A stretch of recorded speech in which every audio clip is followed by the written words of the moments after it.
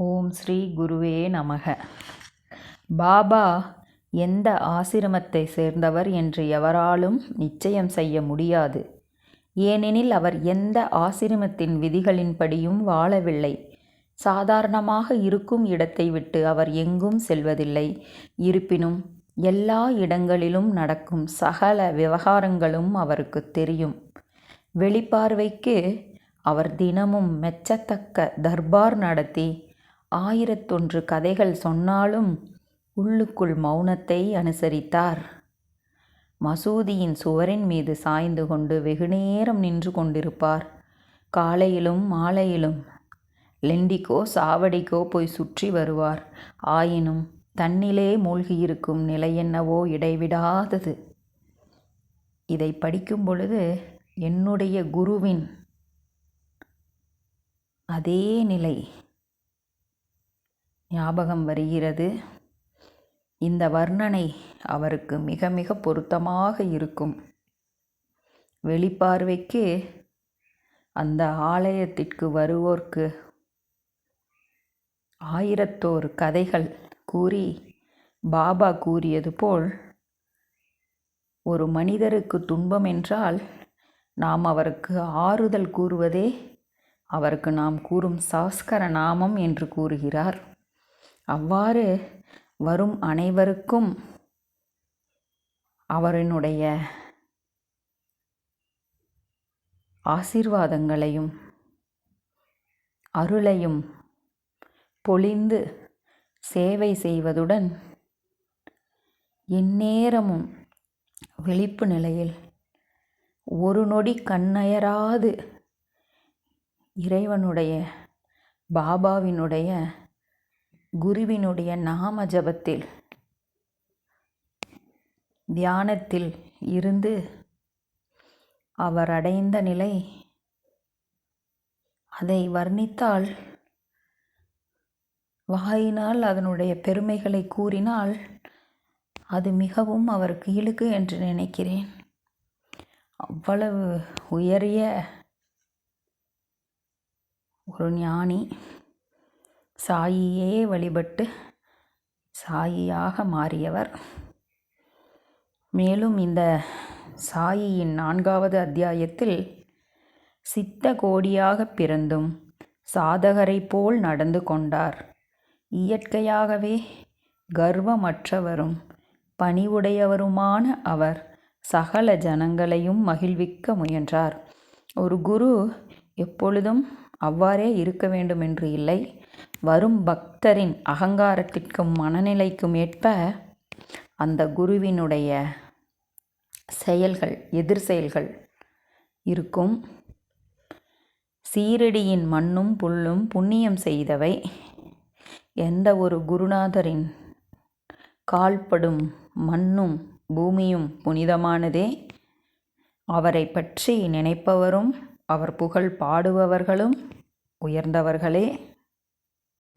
பாபாவை பார்த்து சீரடிக்கு வந்த ஒரு ஞானி கூறுகிறார். அவர் பேர் கௌலிபுவா. கூறுகிறார், காவி வேஷ்டி கட்டிவிட்டால் ஞானியாகிவிட முடியுமா என்ன? முடியவே முடியாது. எலும்பு தேய உழைத்து குருதி தண்ணீராக மாறுமாறு பாடுபட வேண்டும். ஒன்றுமில்லாமல் ஒருவன் எப்படி தேவனாக முடியும்? சாயி நடமாடும் பண்டரிராயன்.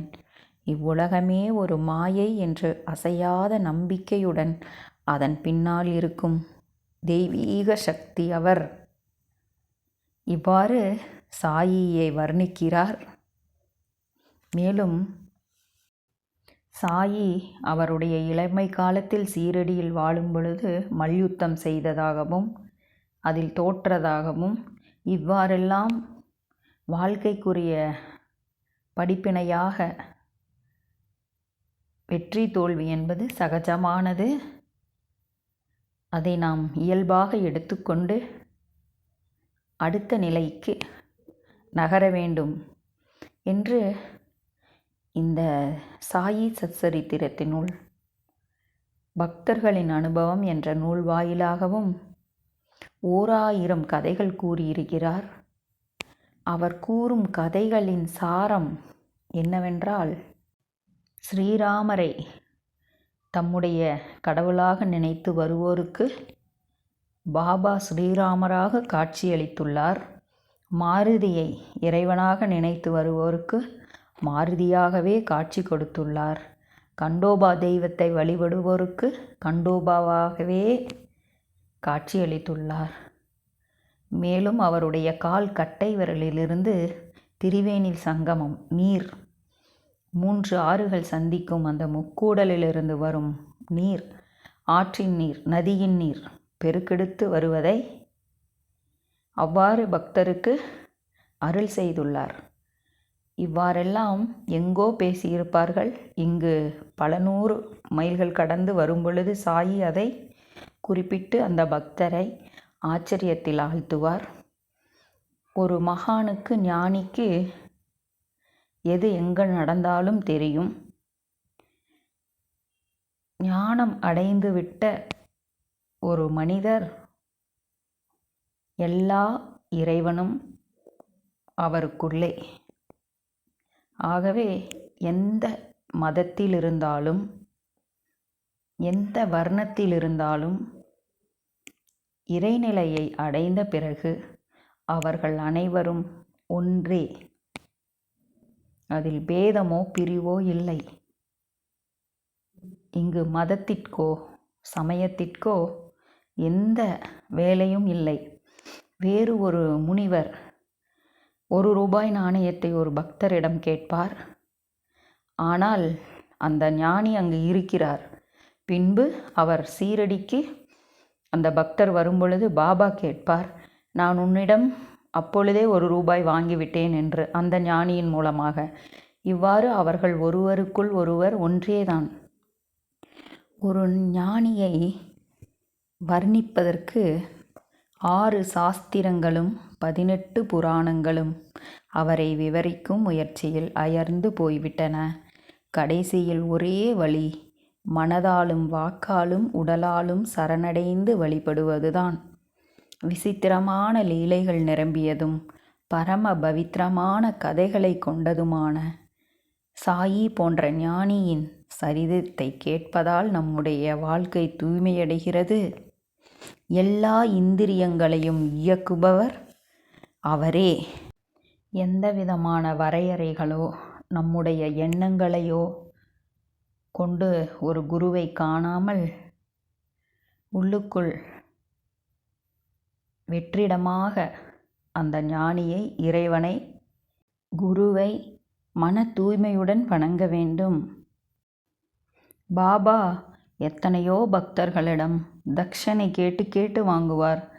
திரும்ப திரும்ப கேட்டுக்கொண்டே இருப்பார். ஆனால் நான் 1 மடங்கு வாங்கினால் திரும்ப 100 மடங்காக அவருக்கு கொடுக்க வேண்டியிருக்கும் என்று ஒரு சூழ்நிலையில் கூறுவார். யாரிடமெல்லாம் தட்சணை கேட்டு வாங்கினாரோ அவருக்கெல்லாம் 100 மடங்கு செல்வம், ஞானம், இறையருள் அனைத்தையும் வழங்கினார். ஆனால் அந்த பக்தர்களை சோதிப்பார்.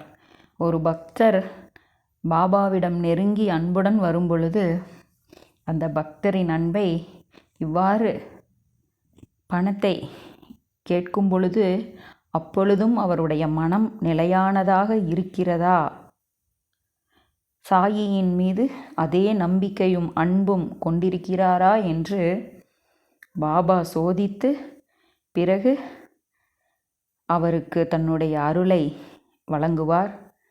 அவர் அவருக்காக 1 பைசா கூட வைத்ததில்லை. வாங்கிய அனைத்தையும் அங்கு உள்ளவர்களுக்காகவும் கோயில் புனருத்தாரணம் ஆகிய காரியங்களுக்காக செலவிட்டார். இவ்வாறு ஒரு ஞானியை நம்பி நாம் நிறைய பணம் செலவு செய்கிறோம் என்றால் அவருடைய கர்மாக்கள் இல்லாமல் அந்த பணத்தை அங்கே கொடுக்க முடியாது. அந்த கர்மாவை அந்த ஞானி வாங்கி நமக்கு தெரிந்தாலும் தெரியாவிட்டாலும், வேண்டினாலும் வேண்டாம் என்று கூறினாலும் அவர்கள் அதற்கான பலனையும் பிராப்தத்தையும் நிறைய கொடுப்பார்கள். ஒரு மனிதர் சாயியிடம் வருகிறார். அவருக்கு அவருடைய மகன் இறக்கவிருக்கிறார். ஆனால் தெரியாது. பாபா அதை மாற்ற முடிந்தவருக்கு மாற்றி வேறு விதமாக நோயாக மாற்றி கொடுத்து காப்பாற்றுகிறார். இல்லை, பிள்ளை பேறு இழந்தவர்களுக்கு மீண்டும் பிள்ளை வரம் கொடுக்கிறார். நம் அனைவருக்கும் இவ்வுலகில் நடக்கும் விஷயங்கள் மாத்திரமே தெரியும். ஆனால் அவர்களுக்கு நாளை என்ன நடக்கும் என்பதும் தெரியும். ஆகவே ஒரு மகானிடம் குருவிடம் வரும்பொழுது இந்த காசு பணம் இவற்றிலெல்லாம் நாட்டம் கொண்டு வந்து செய்துவிட்டு பிறகு நான் செய்தேன், இதை செய்தேன் என்று பேசுபவர்கள் எவ்வளவு கொடியவர்கள்! எவ்வளவு குருவினுடைய திரு அருளின் முன்னால் எவ்வளவு பெரிய தொகையாகட்டும், அவர் அருளியதில் ஒரு தூசியே. இந்த மூச்சு, வாழ்க்கை, இந்த உலகத்தில் இருக்கும் அனைத்து ஜீவராசிகளுக்குள்ளும் அவரே ஆத்மாவாக இருந்து அனைத்தையும் கொடுத்து காத்து அருள்கிறார் அல்லவா? ஆகவே அவரிடம் வந்த பிறகு அளித்தல் என்பது இல்லை. அவருடைய பாதத்திலேயே நமக்கு ஆத்ம சாந்தி, மோக்ஷம் கிடைக்கிறதல்லவா? அதுவே நிச்சயம். இவ்வாறு இருக்கும் பொழுது இறைவன் நம்முடைய பக்தியை, அன்பை விரும்புகிறார். கள்ளம் கபடமில்லாத அன்பும் முழுமையாக சரணடைதலையுமே விரும்புகிறார். நாம் எவ்வளவு அவரிடம் சரணடைகிறோமோ, நம்பிக்கையாக, பக்தியாக, அன்பாக இருக்கிறோமோ, அவ்வளவே நமக்கு பலனும். பாபா நிறைய பேர்களை சோதித்து அவருடைய அனைத்தையும் பிடுங்கிவிட்டு பிறகு அவரையே அல்லவா அவர் கொடுப்பார்.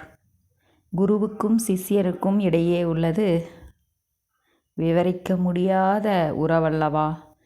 ஆகவே நான் இதை கொடுத்தேன், அதை செய்தேன், எனக்கு ஏன் இவ்வளவு துன்பம் என்று கேட்கலாமா? ஒரு மலர், ஒரு இலை, அது போதும்.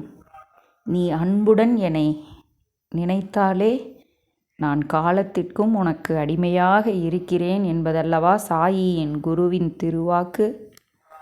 இவ்வாறு 4வது அத்தியாயத்தில் கூறியுள்ளவையே இவைகள் பாபாவை பற்றி. ஒரு குருவை பற்றி அதை வைத்து கூறிய உரையின் சாரமே இது. குருபாதமே கதி.